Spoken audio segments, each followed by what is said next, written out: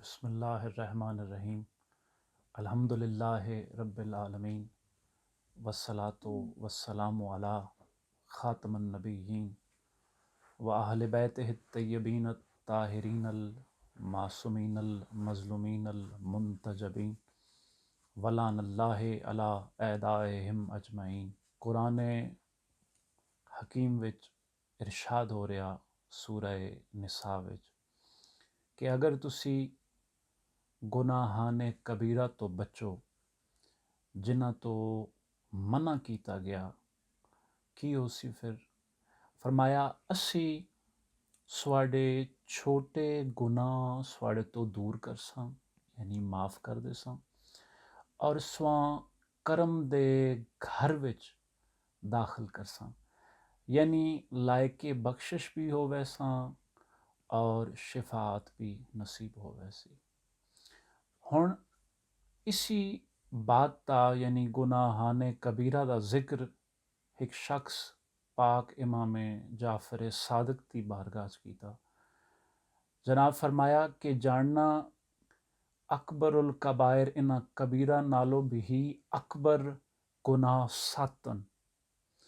فرمایا انہ چو پہلا شرک باللہ یعنی اللہ نال شرک، دوسرا ہے نفس محترم دا قتل، تیسرا والدین دی نافرمانی، چوتھا پاک و باز منزہ اور بلند مرتبہ خاتون تے تہمت، پنجواں یتیم دا مال کھونا، چھٹا ایسے مقام تو فرار کرنا جتھے قیام ضروری ہوئے، اور ستواں فرمایا کہ اساں اہل بیت تے حق دا انکار۔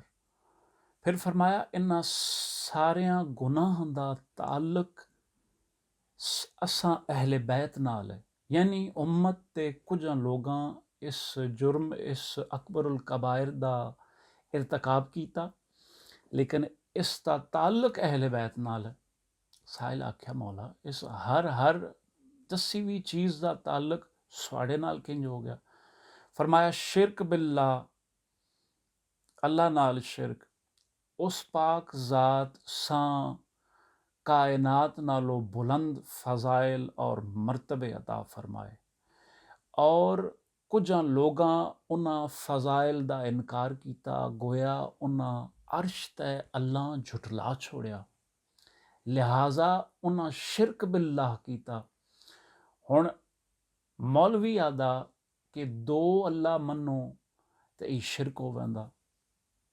تسی پاکستان تو گن کے دنیا دے دوسرے کونے تک لگے ونجو، ایک فرد ایسا نہیں کہ جیڑا دو اللہ دو خدا مننے، یا تو وہ ایک خدا دے قائلن چاہے یہودین چاہے عیسائین، یا ان خدا دے قائل ہی نہیں کہ دو خداواں والا تو بندہ ہی کوئی نہیں۔ شرک باللہ دراصل فضائل آل محمد وچ کسی ہیں شریک کرنا یا فضیلت آل محمد دا انکار کرنا۔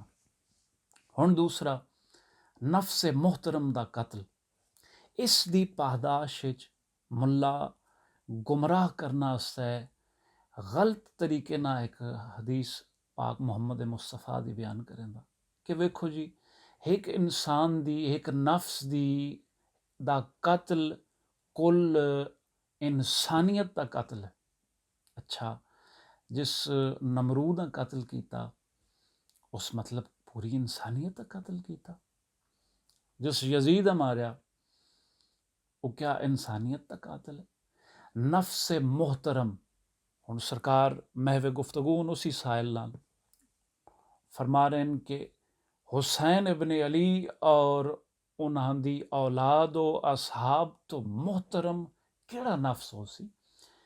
ای نفس محترم دا قتل دراصل حسین ابن علی دا قتل ہے، اور ای اکبر الکبائر امت تے کچھ لوگاں اس دا ارتکاب کیتا۔ پھر فرمایا والدین دی نافرمانی۔ سرکار پوچھ رہے ہیں ان سائل کو تو دس کہ اگر والد فرعون ہوئے تو کیا نافرمانی گناہ ہے؟ اس آکھیا نہیں۔ فرمایا قرآن ہے غور نال پڑھ، قرآن پیدا کہ رسول دی ازواج امت دیاں ماواں، اگر زوجہ ماں ہے تو شوہر پھر باپ ہو سی، رسول امت دا باپ ہے اور اس باپ دی نافرمانی امت کنج کی تھی؟ رسول فرمایا بحکم خدا من کن تو مولا ہو فہذا علی، میرے تو بعد سواڈا حاکم، سواڈا مولا، سواڈا مفترض الامور علی ابن ابی طالب ہے۔ امت انکار کیتا، اکبر الکبائر کبیرہ نالو بھی وڈے گناہ دی مرتکب ہوئی۔